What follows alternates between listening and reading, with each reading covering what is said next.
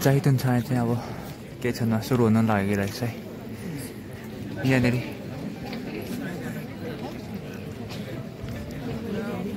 Madam Krishna कुमारी राईको आगमन भइसकेको छ। यतिखेर भने यहाँ आउँदै हुनुहुन्छ र आउँदै गर्दाखेरि हामी सबैजना मिलेर यहाँलाई स्वागत जनाउनेछौँ सम्मानको साथमा। र यहाँ सँगसँगै हाम्रो माझमा सर एड्रिन दिवान अघिबाटै आइसक्नु भएको छ र भने हाम्रो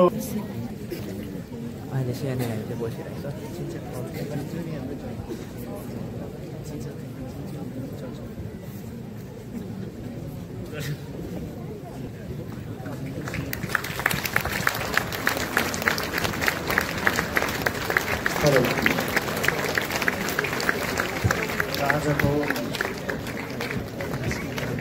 यहाँ कर्मठ विधायक हुनुहुन्छ, आजको चिफ गेस्ट यहाँको आगमन भइसकेको छ। यहाँलाई अझै पनि हामी सम्पूर्ण टिम मिलिकन जोरदार तालीको साथमा एकपल्ट हामी यहाँलाई स्वागत जनाउनेछौँ। गेस्ट अफ अनर हाम्रो Anjita madam, Savitri madam, Jacob sir, Kashi sir, SS sir, episode 5 लाई अघि बढाउनको लागि सुरुको प्रार्थनाद्वारा हामी अघि बढाउनेछौँ र जिउँदो परमेश्वर बाबु, स्वर्ग पृथ्वीका मालिक तपाईँ पिता, पुत्र अनि पवित्र आत्मा परमेश्वर बाबुलाई हामी आजको यो सुन्दर साँझका लागि धन्यवाद भन्दछौँ। प्रार्थनामा अगुवाई गरिदिनु भएकोमा र यो प्रोग्रामलाई अघि बढाउनको निम्ति म पास्टर दावा तामाङ यहाँनिर उभिएको छु। अफरिङ गरेर यहाँलाई हामी वेलकम गर्न चाहन्छौँ। यतिखेर भने हामी सबैजना खडा भएर यहाँलाई हामी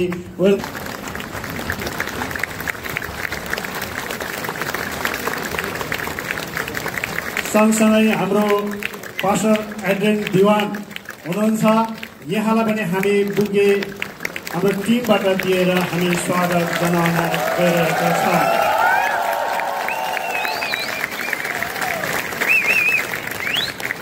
कृष्ण कुमारी राई म्याडमसँग जय मसे।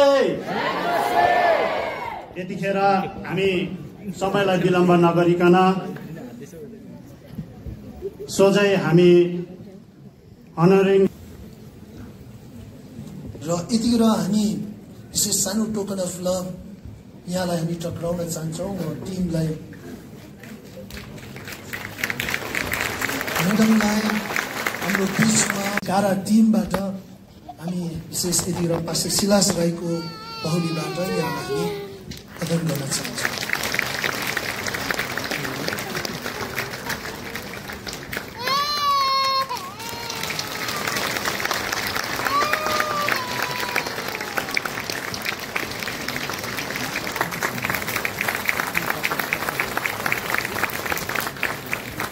साथै क्रमैले हाम्रो बीचमा विशेष आजको सबैको विशेष मनको धड्कन भन्न चाहन्छ अहिलेको युवा पिँढीमा। अनि प्रभु ईश्वरले जुन प्रकारले, परमेश्वरले जुन प्रकारले यहाँलाई चलाउनु भयो, आज हामीले धेरै प्रार्थना अनि धेरै कोसिसको पश्चात पास्टर एड्रिन देवान अनि उहाँको टिमलाई हामीले नाम्चीमा पाएका छौँ। यो सुन्दर समय यहाँले राखिदिनु।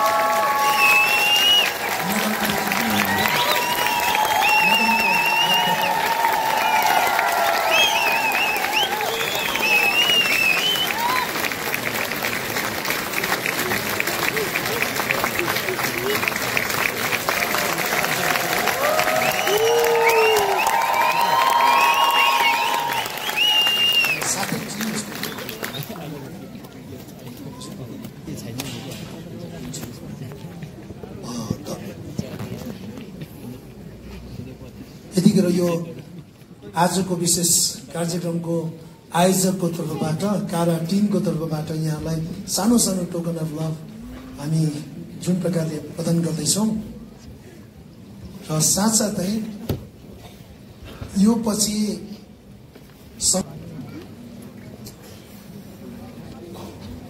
हुन्छ हाम्रो दर्शन तामाङ दाइ हुनुहुन्छ उहाँ चाहिँ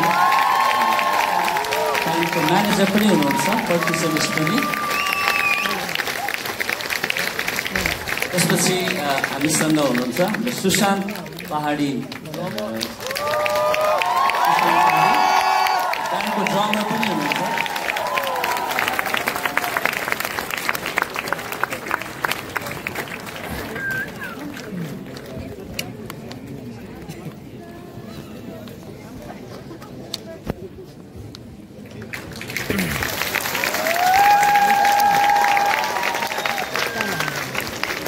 अनि हुनुहुन्छ हामीसँग बसन्त कुमार सेन्चुरी उहाँ चाहिँ बेसिस्ट हुनुहुन्छ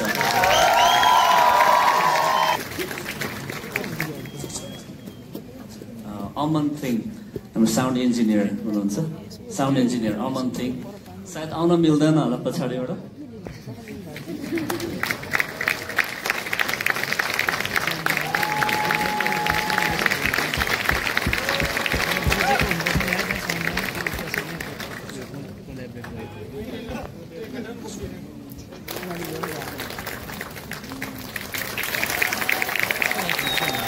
सरोज बागदास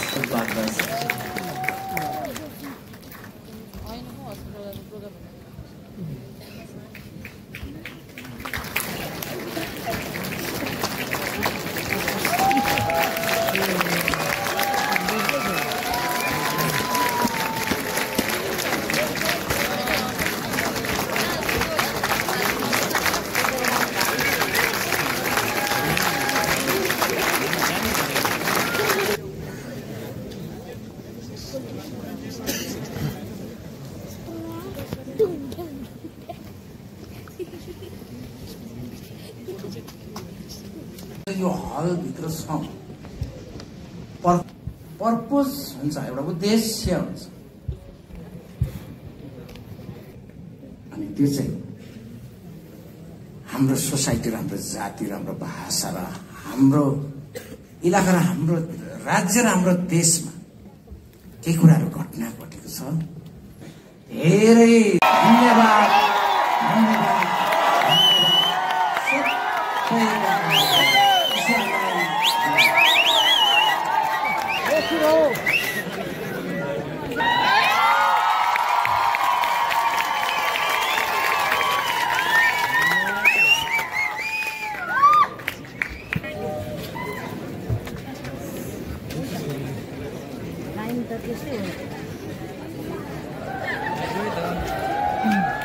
लाइट मारेको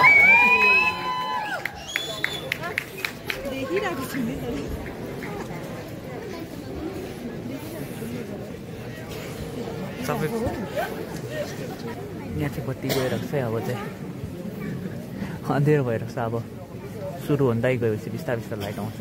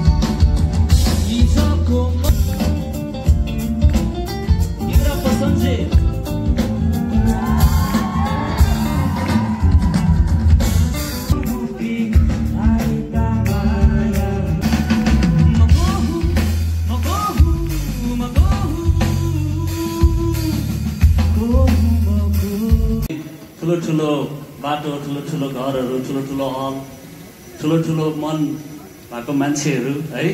र आज हामीले जुन प्रकारले यहाँ सत्कार र स्वागत र उपहारहरू पायौँ, हामी त फर्स्टमै नर्भस भइरहेको छ अलिकति है।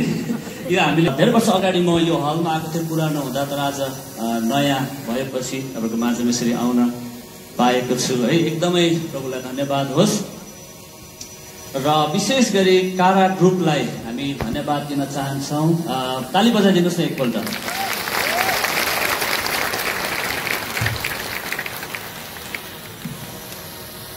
म एक दुईवटा नामहरू पढ्नै चाहन्छु, एकदम धन्यवादी छु। यस कारणले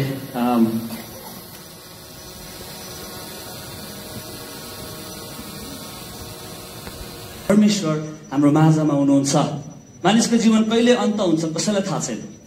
यसै घडी हामीले परमेश्वरलाई धन्यवाद दिनुपर्छ। यसै घडी हामी खुसी हुनुपर्छ। यसै घडी हामी ख्रीष्टको उपस्थितिलाई थाहा गर्नुपर्छ। यसै घडी हामी परमेश्वरमा सन्तुष्ट हुनपर्छ। त्यसैले हामी मानिसहरू कस्तो छौँ भनेदेखिलाई हाम्रो जीवनमा भनेको जस्तो भएन भनेर हामी धेरै निराश हुन्छौँ। तर तपाईँलाई थाहा छ, हामी जिउँदो हुनु मात्रै पनि परमेश्वरको कृपा होइन र परमेश्वरको कृपा हो। परमेश्वरको दया चाहिँ हाम्रो जीवनहरूभन्दा श्रेष्ठ छ।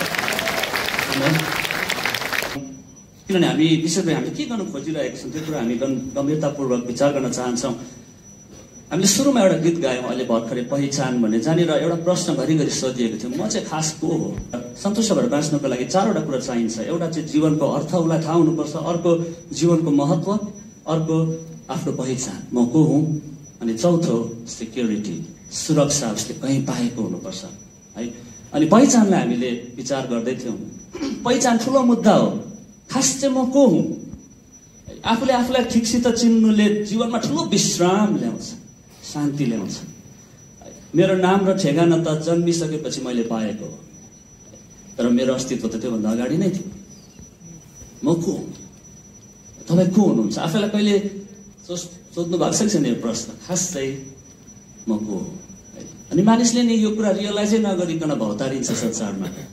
अनि मान्छेले आफ्नो आइडेन्टिटी चाहिँ नि देखिने कुराहरूसँग जोडिएर त्यो कुराबाट डिराइभ गर्न चाहन्छ। आइडेन्टिटी ठुलो कुरा हो। आफूले आफूलाई चिन्न नसकेको कारणले मान्छेले अनकन्सियसली कुनै कुरासँग जोडेर उसले आफ्नो पहिचान बनाउन खोजिरहेको छ। चाहे त्यो पैसा होस्, चाहे त्यो परमेश्वर होइन, मूर्तिहरू हुन्।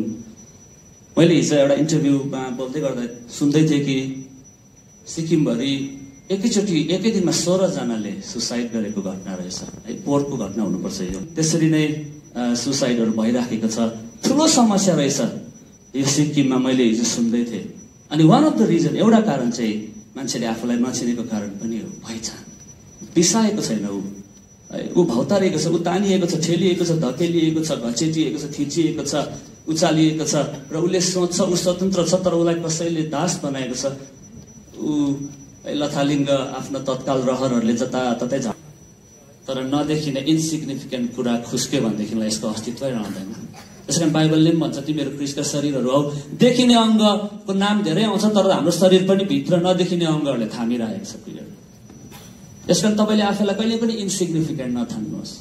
यो गीतले भन्छ जाग है, आफ्नो जीवनलाई खेर नफालेर हामी तपाईँको अगाडि गर्न चाहन्छौँ।